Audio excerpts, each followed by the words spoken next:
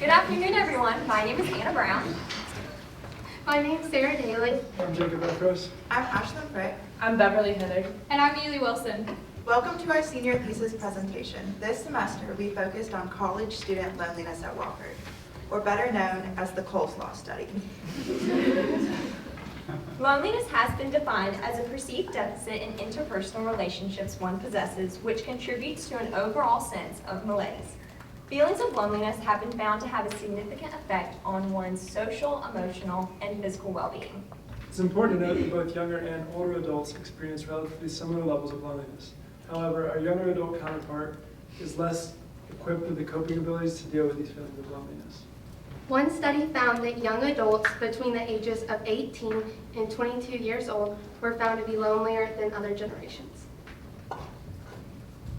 Recently, the Surgeon General of the United States has declared an epidemic of loneliness on our country, with 50% of adults in the U.S. battling with measurable feelings of loneliness. Research has shown that social connections are as important to human life as food, water, and shelter. And that loneliness is as detrimental to one's health as smoking 15 cigarettes a day, which is a lot.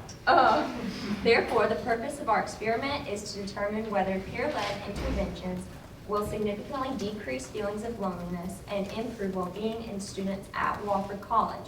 We hypothesize that these interventions will not only decrease feelings of loneliness and improve well-being, but that its effects will carry into follow-up. Our pilot study was conducted over a 2-week period.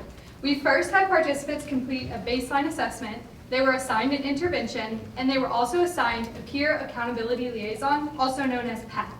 This PAL reached out twice during that first week to check in on the status and progress of one's intervention. Participants had to complete one active week of intervention based on their condition, either being exercise, kindness, journaling, and life as usual. For kindness, participants had to complete both internal and external acts of kindness.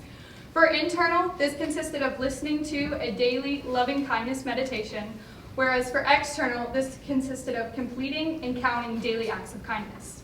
A kindness intervention was recommended because of Jim Carson's loving kindness meditation, which was shown to have positive effects on mental health.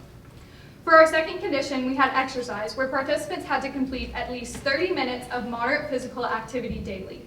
This included exercising on the elliptical, completing yoga, walking, or other examples provided.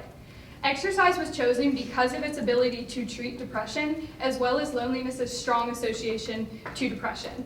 Recent studies have shown that loneliness is the most important factor when predicting depressive symptoms, even in spite of other factors such as social isolation, perceived stress, stressful life events, and even personality. For our third condition, we selected journaling. For this condition, participants had to complete a daily journal entry via an anonymous online survey. Participants could choose from topics such as self-reflection, friendships, gratitude, and forgiveness. Although the most common theme selected was self-reflection, we found that the most common inner theme within these writings was actually centered on friends, community, and relationships.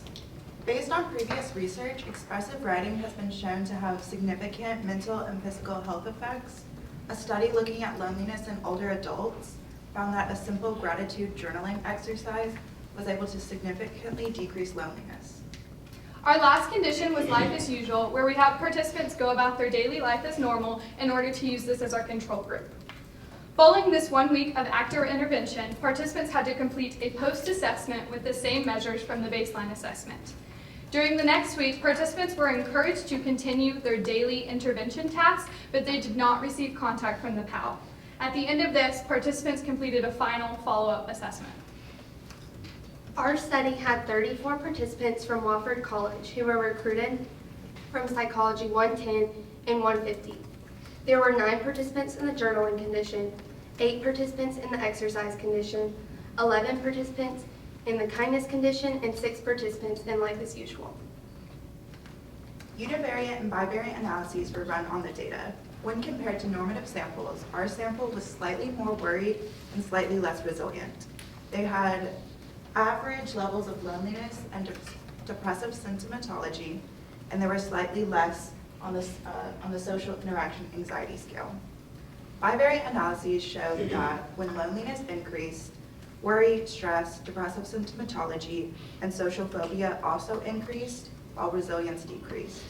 And when positive relationships with others increased, worry, stress, depression, and social phobia decreased, while resilience increased. As seen through this figure, we found a significant effect of time for loneliness scores. There was an overall decrease in loneliness scores. Most importantly, kindness experienced the greatest decrease from pre to post and maintained this throughout follow-up. Also notable, life as usual remained very consistent, thus supporting our hypothesis because the active interventions did clearly and more strongly decrease loneliness scores. There was a significant interaction between time and condition for worry for all of the participants, and there was a main effect of time. And for the kindness intervention, that demonstrated the lowest scores of worry at the trial's completion. And there was a general decrease in worry actually for between the baseline assessment and the week 1 assessment for all conditions except for journaling. And this was reversed between the week 1 assessment and the final assessment. There was a significant main effect of time on depression symptomatology. There was also a significant interaction between time and condition regarding depression symptomatology. This figure demonstrates that depression symptomatology in the kindness intervention decreased significantly more than the other conditions over time. Both exercise and journaling increased in depression symptomatology at post, but then decreased by follow-up. Life as usual decreased in depression symptomatology at post, but increased greatly by follow-up. There was a significant main effect of time for resilience as measured by the resilience scale 14. Kindness was our clear winner, which increased from pre to post during week 1 and stayed high and consistent during follow-up. Journaling also increased from pre to post and stayed consistent at follow-up.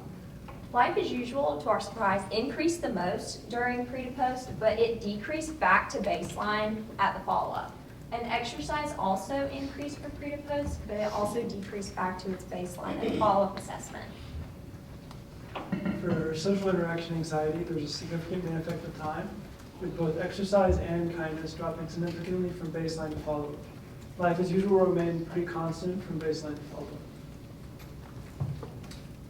In our pilot study, kindness was the clear winner of all the interventions.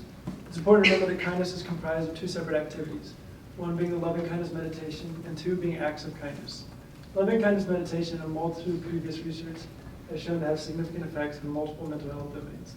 Acts of kindness has also been shown to improve overall happiness and mental health for participants.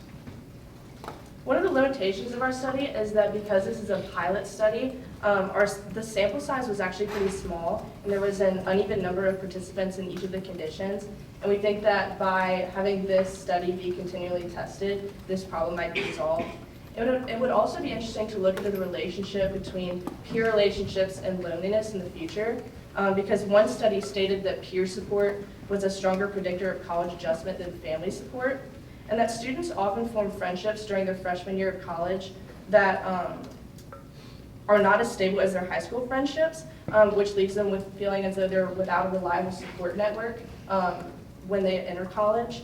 And participation in college and community activities also fostered greater friend relationship quality in individuals who had poor friend relationships before college. And one other study that we looked at also demonstrated a connection between acts of kindness and subjective happiness, and that counting acts of kindness increased motivation to be kind to others. We would like to acknowledge Dr. Nawaka's senior thesis group who focused on loneliness last semester. We would also like to thank all of our participants for giving their time to our study. Finally, we'd like to thank the illustrious and decorated Dr. Beverly for his help and guidance through the course of our experiment.